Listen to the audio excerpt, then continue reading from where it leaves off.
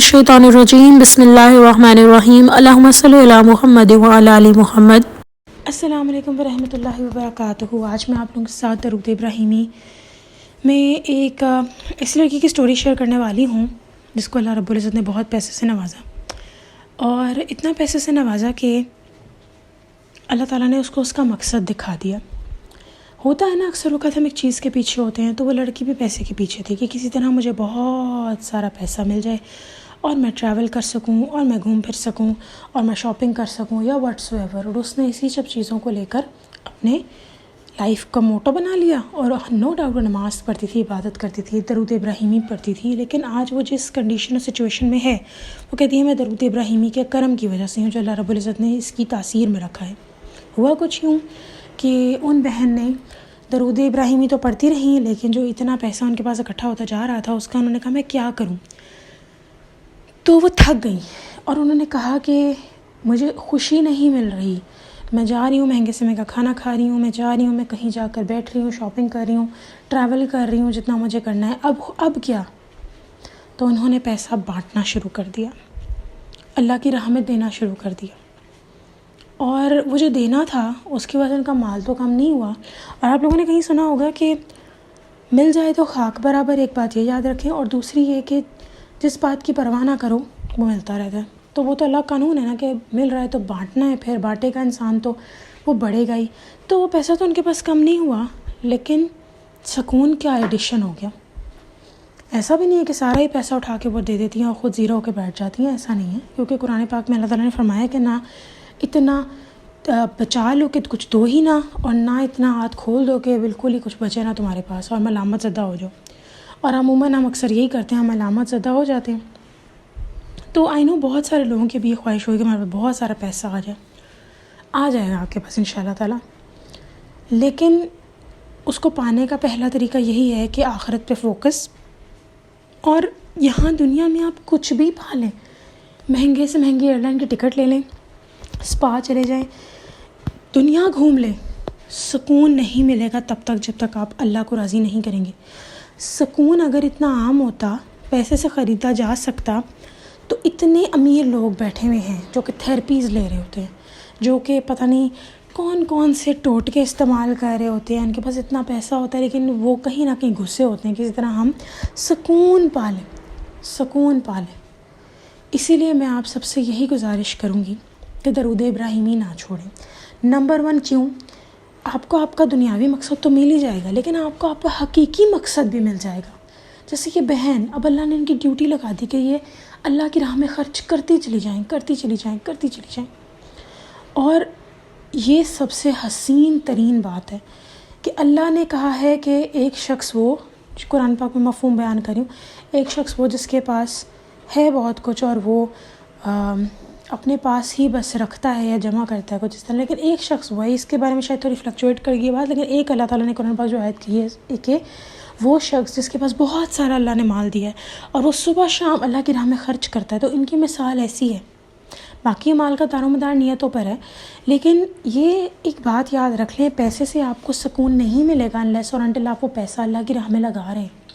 हाँ, इसमें कोई शक नहीं है कि बेहतर है कि आप साइकिल पर रोने के बजाय किसी लैम्बोर्गिनी या एटलीस्ट छोटी सी गाड़ी मेहरान में ही रो लें, लेकिन पैसा इज़ समथिंग के वो रो तो रहे हैं ना आप, ठीक है, आप शायद सड़क पर बैठे नहीं रो रहे, आप एसी में बैठे रो रहे हैं, डिफरेंस है, आसूदगी है, आपको शुक्रगुजार होना है। लेकिन ट्रस्ट मी ऑन दिस, पैसा आपके लिए आपको दिली सुकून नहीं दे सकता।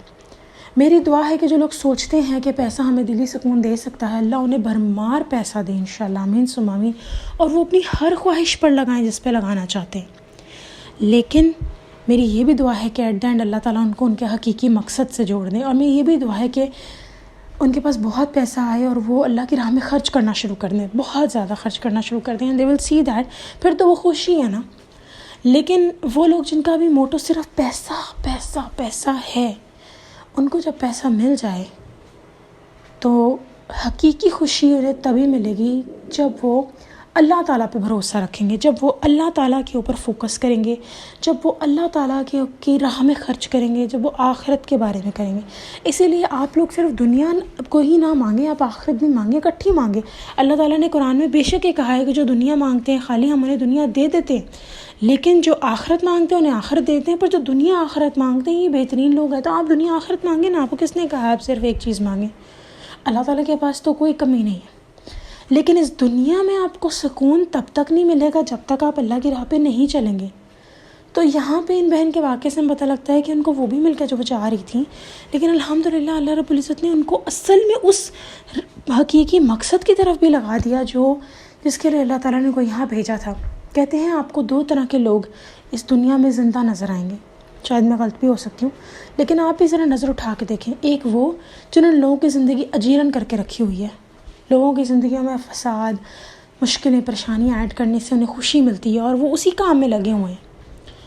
اور ایک طرح کے وہ لوگ ہیں جو کہ صرف اور صرف آسانیاں بانٹ رہے ہیں. ان کی کوئی نہ کوئی ذمہ داری ہے، پھر چاہے وہ آپ کے والد صاحب ہوں، اپنے گھر کو چلا رہے ہوں، شاید آپ کے محلے میں موجود وہ بوڑھی عورت ہو جو اپنے بچوں کا پیٹ پال رہی ہو. غرض یہ کہ آپ انہی طرح کے 2 لوگوں کو زندہ دیکھیں گے. ہمارے ایک جاننے والے تھے اور ان کے بارے میں نے ان سے زیادہ میری ملاقات تو نہیں کی، 1 آدھ دفعہ 2 دفعہ یا 3 دفعہ شاید ہی 1 دفعہ فون پہ بات ہوئی ہو. وہ اس بندے نے ہر کسی کی خدمت کی ہے، ہر کسی کا ساتھ ہسپتال میں دی ہے، اور جب ان کا لاسٹ کام انہوں نے کسی کی پینشن بھی لگوا دی، اس کے بعد ان کی ڈیتھ ہوگی. ابھی ان کے اپنے بچے تھے لیکن اللہ تعالیٰ نے ان کو بلا لیا اپنے پاس. ضروری نہیں ہے کہ جو اپنے بچوں کو پال رہا ہے وہی ذمہ داری نبھا رہا ہے. بہت سارے لوگ، آپ یہاں سے اگزامپل لیں کہ اللہ رب العزت نے فرعون کے دسترخوان جو تھا نا، جو وہ بہت بڑا ہوتا تھا، ادھر کھانا ملتا تھا لوگوں کو، تو اللہ رب العزت نے اس کا بھی ایک ٹائم پیریڈ رکھا ہوا تھا. یعنی کہ فرعون کو ایک دم عذاب نہیں دے دیا، اس کا بھی ایک ٹائم پیریڈ رکھا ہوا تھا. حضرت آسیہ علیہ السلام جو فرعون کی وائف تھی، ان تک کو اللہ رب العزت اپنے پاس بلایا. کتنی وہ تکلیف سہ کر گئیں، پتہ نہیں کیا کیا ظلم ان پہ ہوئے، استغفر اللہ. لیکن آج وہ جنت میں ہے کیونکہ انہوں نے اللہ تعالیٰ سے کہا کہ یا اللہ مجھے جنت میں اپنا گھر دیں. دیکھیں ایک بات ہے نا، جس میں اللہ تعالیٰ نے کہہ دیا اس میں خوشی ہے تو اس میں خوشی ہے. اللہ تعالیٰ نے کہہ دیا کہ کیا تمہارے لیے آنکھوں کی ٹھنڈک جنت میں چھپائی گئی ہے، تو پھر ملنا ہے، اور پھر آپ نے کہنا ہے اوکے یہ ہے آخرت اور یہ ہے آنکھوں کی ٹھنڈک، مجھے یہیں آنا تھا. تو پلیز میں یہاں یہ کوئی مقصد نہیں ہے میرا کہ آپ لوگ پیسہ نہ مانگیں، آپ مانگیں، میں نے تو دعائیں بھی دے دی ہیں سب کو. لیکن یاد رکھیں پیسے میں خوشی نہیں ہے. پیسہ ہونا چاہیے اتنا کہ آپ کو مشکل نہ آئے، آپ کسی کے مقروض نہ ہوں. لیکن پیسے سے یہ جو واقعہ سنانے کا مقصد صرف یہ ہے آپ کو کہ پیسے سے آپ کو خوشی نہیں ملے گی. آپ جتنا مرضی اسپینڈ کر لیں آپ کو خوشی نہیں ملے گی. اور یہ جو انسان ہے نا، یہ اس کا نفس بڑا بدتمیز ہے، جو برا نفس ہے، نفس امارہ. وہ اس طرح کچھ کہ جب انسان کے پاس کوئی چیز پڑی ہوتی ہے نا، اسے طلب بھی نہیں ہوتی. جیسی وہ چیز ختم ہو جاتی ہے وہ کہتا ہے وہ ختم ہوگی، واپس لاؤ اس کو. یا آپ نوٹ کریے گا، آپ کے گھر میں کوئی چھوٹا سا چپس کا پیکٹ بھی ہو نا، یا کوئی سونف کا پیکٹ یا کوئی ٹافی، آپ وہ کھا لیں، ختم کر لیں، اور پھر اس کے بعد آپ کو اسی کی طلب ہونا شروع ہو. اگر آپ کو بہت پسند ہے تو آپ دیکھیں گے آپ کو اس کی بار بار طلب ہوتی رہے گی. اگر آپ کو سرکمسٹانسز ہیں کہ آپ یعنی پیسے وغیرہ ہیں کہ آپ اس کو لے کر آ سکیں، ٹھیک ہے.